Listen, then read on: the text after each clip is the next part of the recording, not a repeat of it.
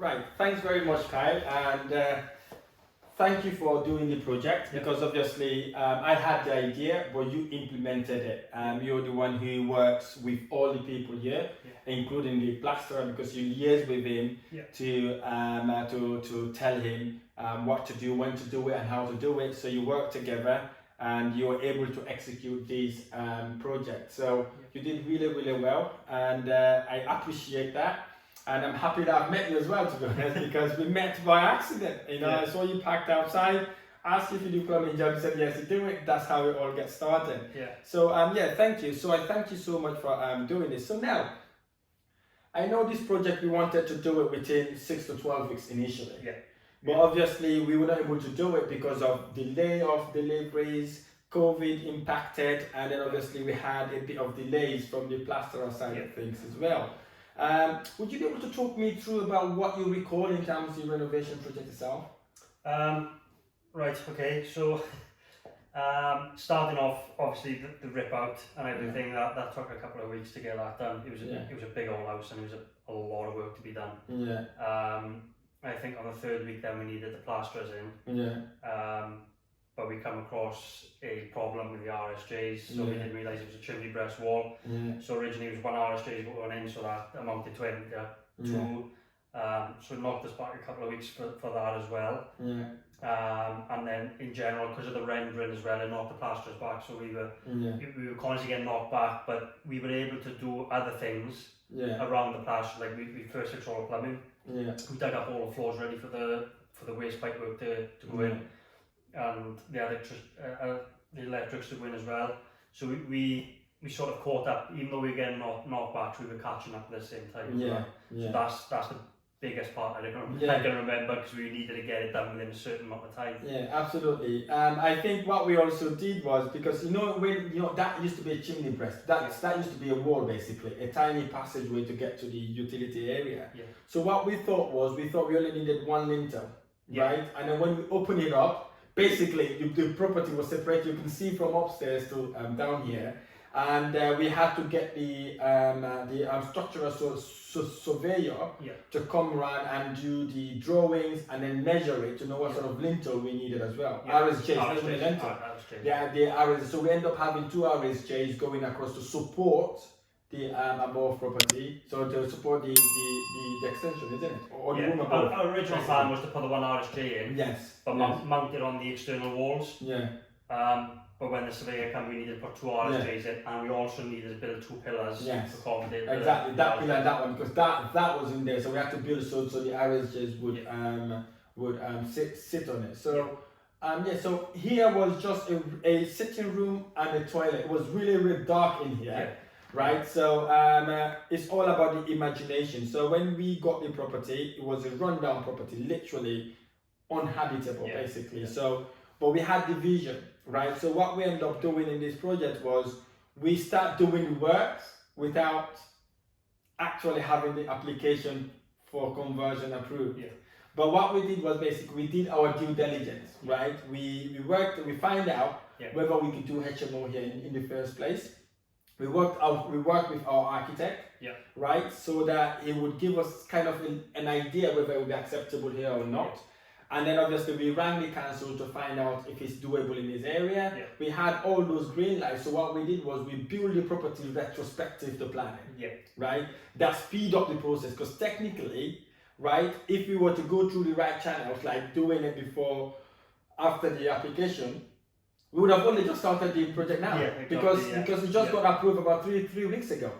So we would have only started it. So what we did was, when the architect came around, he told us what we needed to do. I told him what I wanted to achieve. He told us it was achievable, and he said he can apply for change of use, which is from C3 to C4, from a normal residential house to a HMO house, basically, to a C4. So he said to us, we may be able to do it. But doing it retrospectively is at my own risk, or our risk, basically. But I asked him if we are able to do it, and then he said yes, it's doable, but it's at my own risk. So obviously I spoke to you, then I told you, know what, let's get it done. So we were able to do it, and then we applied for it because of COVID, so many holidays, people working from home, it's delayed. Yeah. You know, we only got it 3 weeks ago, so it literally took about 4 months for us to get that back. So if we'd waited, we would have lost all that time. So we worked very smart to actually be able to do it. And the other thing also is about knowing what you're doing. Yeah. Right. You need to know where to buy the properties and what's possible to be done in that area. So if we hadn't got that sort of knowledge or idea, we would be struggling, or we would have waited until it's been approved before we do the work. But we took the risk, and again it paid off. We had the final inspection, I think it was last week, a couple of weeks ago. He was delighted when he walked in here. He said, we've done really, really well. He commended you as well. He said, you've done really, really well, especially with all the plumbing works that we did outside. You don't get that regularly from an inspection, from the council, you don't get it. No. You know, so he did ask me about what sort of market I'm renting it to. The property looks really, really nice. So, you know, I'm not sure. Is this your sort of first HMO conversion you've done with me, or you've done it before? No, I haven't done it before. I've done big projects, but I've never done a HMO. Yeah. It was a battle in itself. Not hard, but you need to know your regulations, your HMO regulations. It's different in Wales than it is in England. Yeah. And certain requirements are different. In terms of fire risk and things like that, and obviously fire exits. So it is different.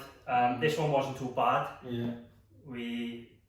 There weren't too much regulations on this one, but that's what I had to do before I even started it, and it's worked out really, really well. Right. Okay. Fantastic. Because this one we did not have to do any extension. No. That's the luck we had. It was already extended, but what happened was it wasn't extended properly. Right, they had little gaps of spaces everywhere, and it was really dark here. All we did basically is to remove that supporting wall behind you to have it open plan basically. Yeah. And then we utilized the rooms, the sitting rooms as bedrooms, because it's a Victorian house and it's a very old house. It looks smaller from the entrance, but it's massive inside. Yeah. So we're able to convert those rooms into rooms and have them as an ensuite bedroom. So it was really, really, really good. So in terms of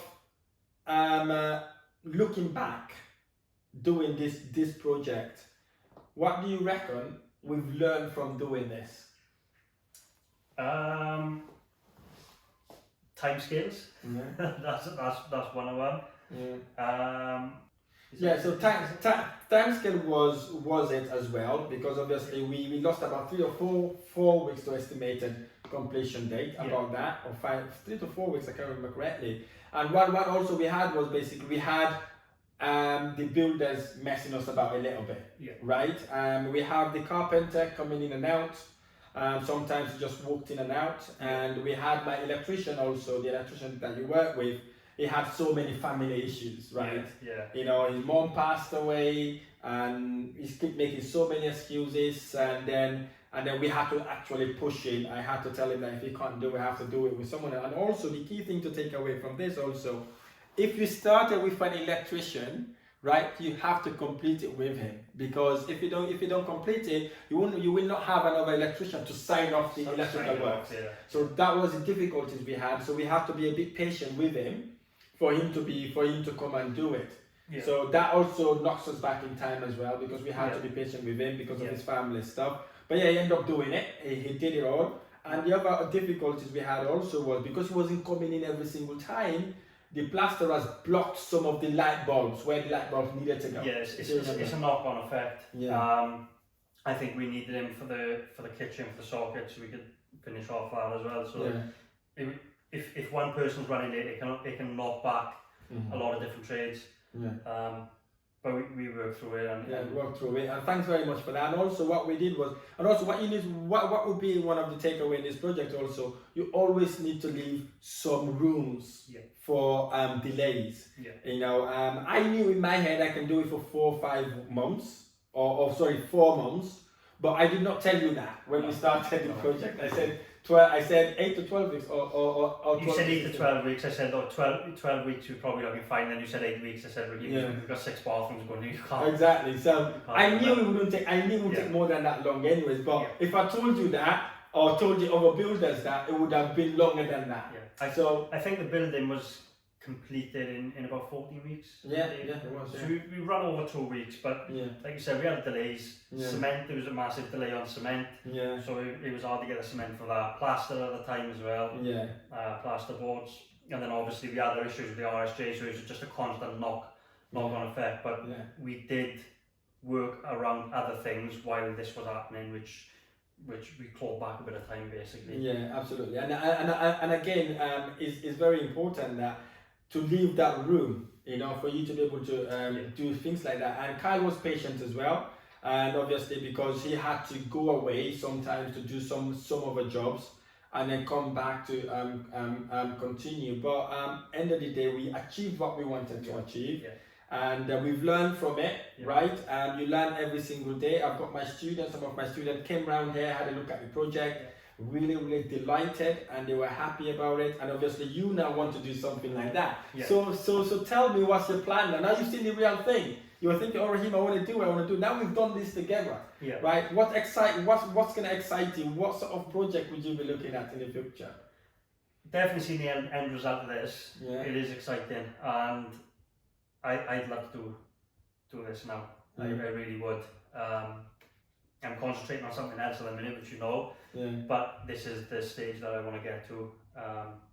So yeah, I can't wait to do things like this. Right, brilliant, fantastic.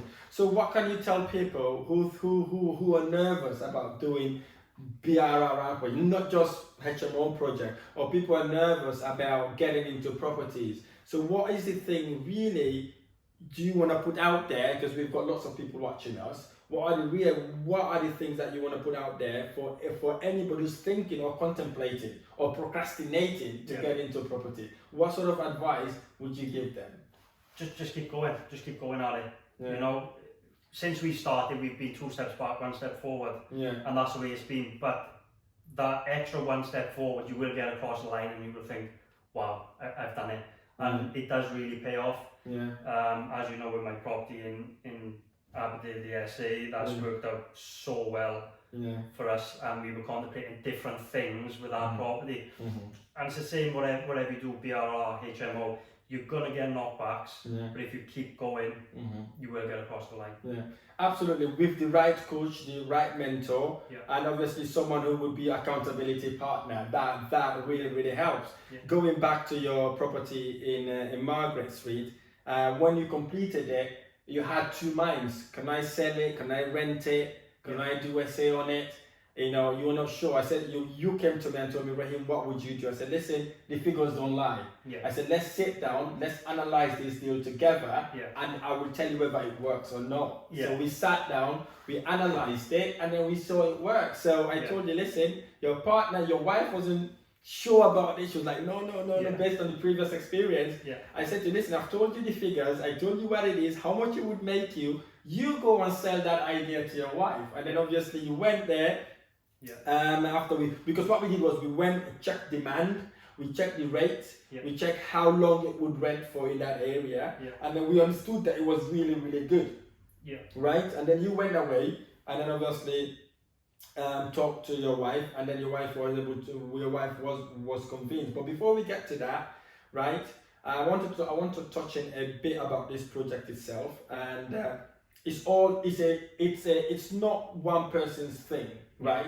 You need to have people on board. You need to have your coach, your mentor. You have to have tradesmen, right? You have to have people around you, right? You have to tap onto your power team. The power team is what gets you to do this project. If you ask me about some stuff in this property, I don't know, right? Some of the stuff I just try to explain, Kyle knows about it straight away. So don't wait until you say, I know everything about property. If you've got the right coach, right mentor to guide you, you work with your builders or they help you build your power team, it will get you to where you want to go. And again, if you're thinking about doing this, right, Kyle is your main guy to go to, right? He's an absolute builder, reliable, right? And if he said he will do something, he will do it. If he missed one single thing in your property, he will make sure we go and sort it out. And again, this is not the first deal, this is our second deal together, right? Which you've helped us. So we will continue working. So I will really look forward to working with you, not because you are my mentee or we're not friends basically, forget the mentorship program. And it's not just because we're friends, because you know what I want to achieve in all my properties, and you go beyond and beyond and over to actually help me achieve it. And you were my eyes and ears. I remember someone smoked a cigarette drop it at the mess, right? My house was about to caught fire. So I was glad, I was happy Kyle was there to actually pick that up. Otherwise, I would have got a phone call and people to tell me that my property is burned down. So again, I thank you so much for that. So you're not just working in the project, doing your own thing, you're looking after the whole project. So if you're looking for someone who you'd like to look after the whole project, Kyle is here. I work with Kyle very, very closely. We may be able to help you anywhere you are within the UK as well as South Wales. So tell us then what would be the best way for us to be able to contact you if you want to if you wanted you to do a project with us. You can contact me directly on social media, over social media. So the construction company's called Heat Home UK. That's been running over 6-7 years. Or you can contact us through Grayrose Property, which is all over social media platforms. Or if you Google us, you'll find us on Google. Just give me a call. We can have a discussion, sit down, have a coffee, and then we can discuss what they want to achieve, and then we can help them that way. Fantastic. And also, if you want to work with us, work with Kyle, you can contact us as well, Bar Properties, or you can contact me on all my media channels. And I will then work with Kyle to actually achieve all those projects, because we both have the renovations company. We work as partners to actually get all the jobs done. So Kyle, thank you so much for being part of this journey. I really appreciate your support. So now let's go back to your service accommodation property. So it's not a rent to service accommodation. This is literally service accommodation because you own the property, you bought it. So tell me a bit about where we are when you were a bit nervous to actually get it done. Tell me, how were you able to convince your wife to actually allow that property to be service accommodation? Right, so it all started off with a rent to SA basically. That was up in Birmingham. It was great, it worked, just completely the wrong time. As soon as we got the property, we went into our second lockdown, which knocked us off, but we rented it out for 6 months, which covered the costs, and we knew, but we got it back up and running, and then we decided it wasn't for us. So we bought a property then, Margaret Street, which we had plenty of exit strategies in that. Every exit strategy worked completely. So we put it on, we refurbed in 3 weeks actually. So we completely refurbed in 3 weeks. We actually put it on the market to sell. I think it went up for 120,000, which we only thought it was going to be about 105. So it was a lot of money left in that. Just before Kyle continue that, we've got a video somewhere. If you hit the link above, you will see that video where I interviewed Kyle in that actual Margaret Street property, how the condition was, and I think we did another video once it completed the work, haven't you? Did we, or we haven't? We haven't yet. So if we haven't, look forward. I will share that. We will do a video about the end product of that actual property, so you can see exactly how we was able to finish that property within 3 to 4 weeks.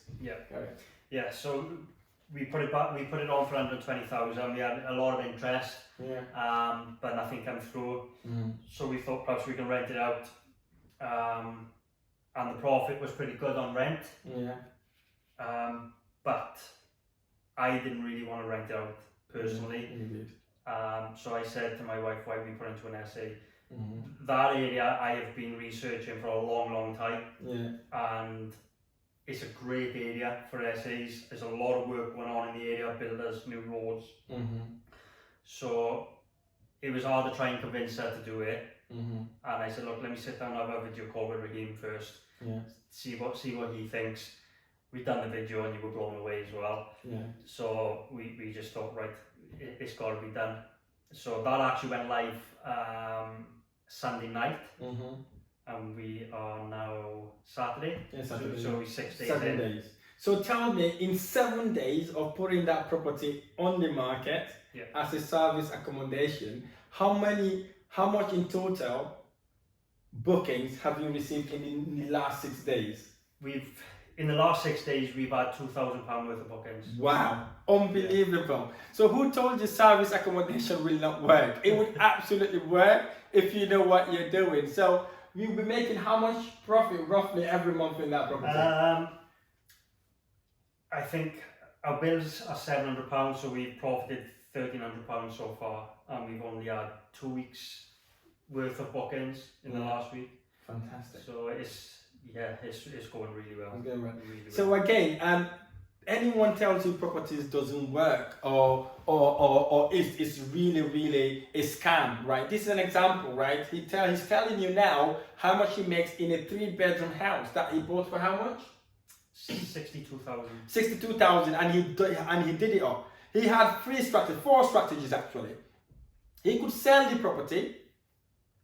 He can remortgage, pull most of his investment out, if not all of it. I already have. Oh, you have already? Yeah. There you go. So he remortgaged his property, pull all his investment out, Yeah. right? And now, instead of renting it, he's using it as a service accommodation, and it's generating him £1,300 a month net profit, right? So if you're contemplating procrastinating about getting into property, it's about time to actually not just start thinking about it, to absolutely take the action to do it. It works. It's just about knowing what you're doing, surrounding yourself with the right sort of people, get yourself educated, mentored, and get it done. It's doable, isn't it?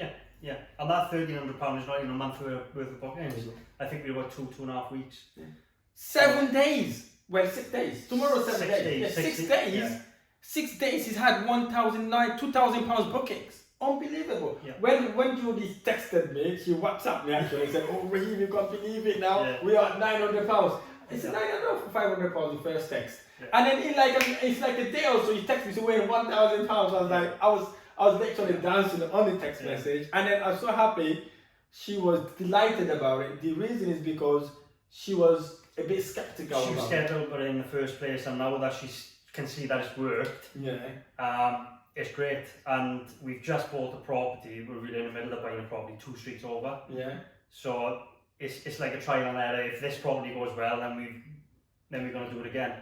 So she can see now that it's actually working, and it's put her mind at rest. Yeah, that's good. That is good. Absolutely. You know, some people tend to scared about essays. Oh, am I able to actually get this occupied and all that sort of thing? But the way we analyze that, we use our occupancy rate. We use the minimum occupancy rate to ensure it works. Yeah. Whether we rent a house whole year, not whole year, we know it works at a minimum. And then obviously your property will look nice as well. Yeah. They don't destroy it. It will look exactly the same. Yeah.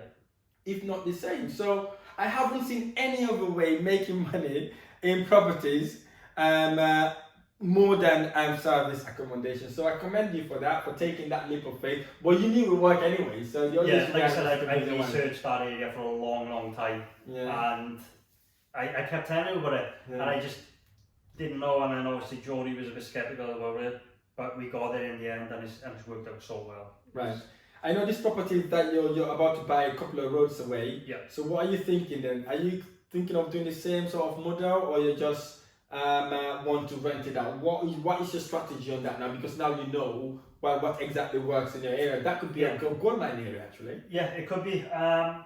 Obviously we stick with our three exit strategies. We always do. But there's good profit on it. There's good rental demand on it. Mm-hmm. And as we know now, the SA market is working in that area as well. So it depends on what we want to do at that time. Yeah. But it's another good deal. It's nearly all money out. I think it's a couple of thousand. Fantastic. But Market Street was all money out plus £3,000. But this one is nearly all money out. Mm-hmm. It's going to be a full refurb again. Mm-hmm. And we'll assess it once the building works have been complete, what we want to do with that then. Fantastic. Again, it's good you're saying that, because I tend to tell people it's not about how many properties you have. Yeah. It's about how many properties you have that are making you money. Yeah. Right? It's a numbers game. If you look at you've looked at more than 100 deals, haven't we? Yeah. Right? But we were able to secure 2 or 3 deals within a year. Yeah. Right? Actually 5, because some of them, so the first 2 we had, remember? Yeah. Right? And plus these 2. So we were able to secure, but what happened was we were patient. Yeah. Right? We were not just getting the deals, we're not panicking about the price. Because remember when we, middle of COVID, just after COVID, after the lockdown, property prices were rocket high, if you remember. Yeah. Jodie panicked, was like, over here, we're not going to get any deal out of this because prices are high. Yeah. But I told you, carry on doing what you're doing. Yeah. right? And that's exactly what she did, and she was able to bag that deal. Yeah. And now you're there now, you're about to purchase that property, and again, I'm gonna push you to the deadline, get it done in about 4 to 6 weeks, get it done, and then put it back onto whatever you want to do really. Yeah. But I suspect you might do essay. Yeah, maybe. We're gonna. This is like a trial and error for Margaret Street. If that works, we could very well put it into an essay. Fantastic. Thank you so much, Kyle. I really appreciate your time today. And if you like this video or any of my videos, don't forget to hit the like button below. Subscribe to my YouTube channel for more of these videos. And I'm also running a free property investment crash course every month. Again, click on the link somewhere in the subscription. You'll be able to click yourself there, book yourself for one of our free property investment trainings. And now I'm doing a free strategic call as well, where you would call me, we'll spend 30 minutes to talk about you, what you want to achieve in properties, and advise you in whatever strategies you want to get to. And I've also started doing thing I've never done in my life. I'm inviting people to come to my office or to my home as a form of discovery day, where you would learn a lot about properties. We can do your business plan, help you structure your business, as well as help you register your business and advise you what strategy would be best for you. So thank you so much for listening. I look forward to sharing the next video.